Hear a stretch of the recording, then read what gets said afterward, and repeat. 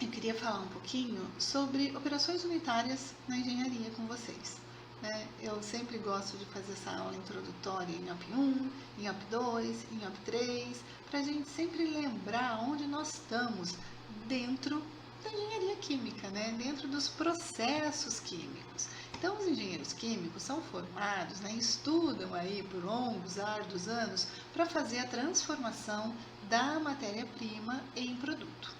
E para isso a gente estuda aspectos tanto micro quanto macroscópicos dos processos. Vocês começaram nas aulas de química, de cálculo, de física, lá no primeiro, no segundo ano, e a partir do terceiro vem se embrenhando cada vez mais para as questões macro da engenharia, com termodinâmica, com fenômenos de transporte, com as operações unitárias, Enquanto lá na micro a gente estuda as propriedades físico-químicas da matéria, no macro a gente estuda balanço de massa, balanço de energia, detalhes de equipamentos, de acessório, instrumentação, e é isso que vai construindo o curso de vocês e a formação de vocês como engenheiros químicos.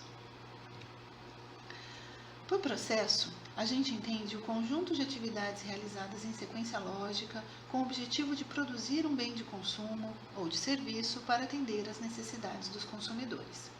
No livro clássico lá de Engenharia Química de Shreve, ele diz que o processamento tem por base a conversão química ou reação, bem como o processamento baseado tão somente na modificação física. E é aí que eu sempre pego no pé e relembro e retorno para vocês que aqui nos cursos de operações unitárias, tanto OP1 quanto OP2 quanto OP3, a gente raramente fala de reações químicas. Na verdade, é a exceção do que a gente está estudando. Nós estudamos lá em OP1 processos de separação. Havia apenas separação física, processos que envolviam modificação de uma mistura inicial em duas partes finais, em cada equipamento, ou algumas frações diferentes da inicial. E aqui em OP2, que nós vamos estudar transferência de calor, transferência de energia na forma de calor, também nós não vamos envolver e estudar reações químicas. A gente ainda vai falar de modificações físicas. Uma propriedade, o fluido começa o processo numa temperatura e termina em outra temperatura porque houve transferência de calor durante o processo. Para representar processos, a gente usa fluxogramas, que são sequências ordenadas de conversões químicas e de operações unitárias também. A gente sempre tem que lembrar de pôr nos fluxogramas a entrada de matéria-prima, a entrada de energia e também a saída dessas coisas, todas as massas e as energias envolvidas no início, no final do processo e no meio do processo. Os subprodutos também não podem ser deixados de lado. Aqui eu tenho um exemplo clássico de fluxograma, eu já apresentei isso para vocês lá em OP1, vou apresentar de novo em OP3, para que vocês tenham sempre isso bem internalizado, bem fixado em vocês, que a matéria-prima passa por diversas etapas até ser finalizada como um produto final. E sim, as reações químicas, o reator químico vai estar presente nos processos químicos, sempre, porque a matéria-prima vem, mas antes de chegar no reator químico, ela precisa de uma preparação. Essa preparação pode ser uma classificação, uma separação física, como qualquer operação que a gente estudou lá em OP1. Aí acontece a reação. Aconteceu a reação, o produto está pronto para ser mandado para o consumidor? Não, a gente precisa ainda de uma etapa de separação em que possíveis reagentes que não reagiram voltam para o processo.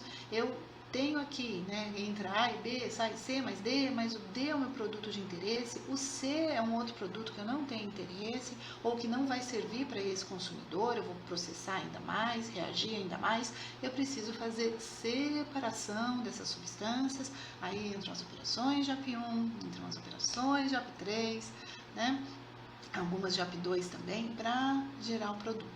Então, aqui no início da preparação, eu posso estar falando em purificação, no final também, após a transformação, eu estou falando em separação, purificação, e é aqui, antes e após o reator químico, que as operações unitárias reinam, dominam. Em OP1, eu apresentei um fluxograma de tratamento de água para vocês, porque lá tinha operações clássicas de OP1.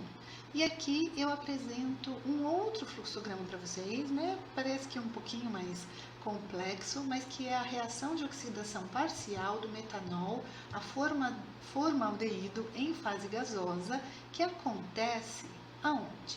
É um processo, então, de reação. Oxidação parcial do metanol a formaldeído em fase gasosa.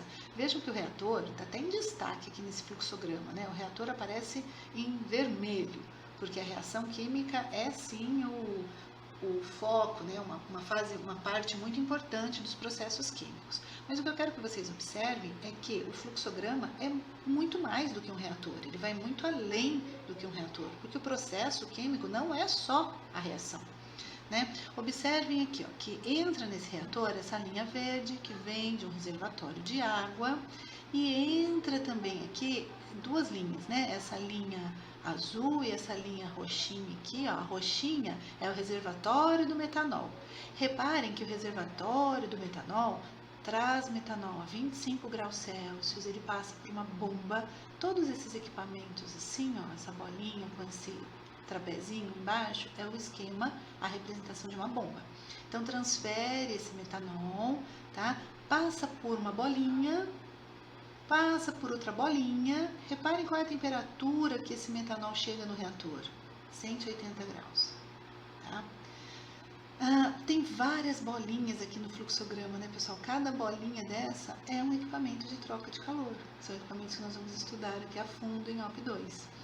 Tem aqui também uma linha azul, ó, né, que é um soprador, né?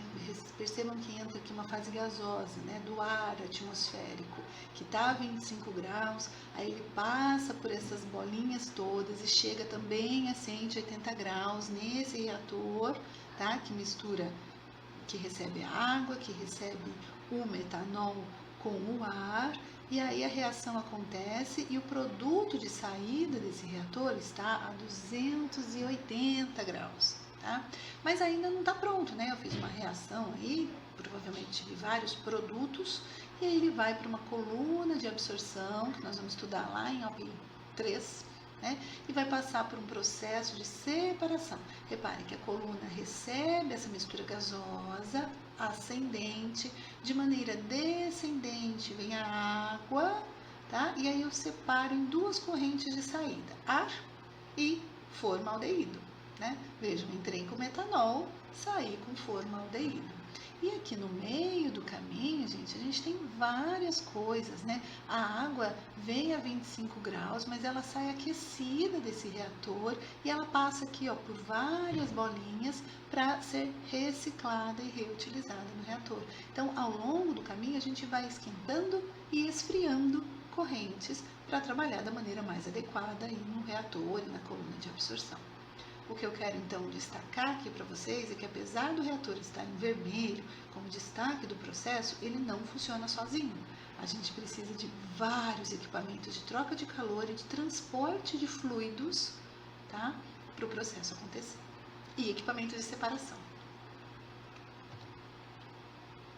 Por definição, operações unitárias são etapas individuais, visando ao tratamento e ou separação e ou transporte físico de matéria e ou energia presente em um processo químico. No comecinho de OP1 a gente estudou bomba, né? Transporte físico de fluido, de matéria. Aqui a gente vai estudar trocadores de calor que vão transportar energia, tá? Que tudo isso faz parte do processo.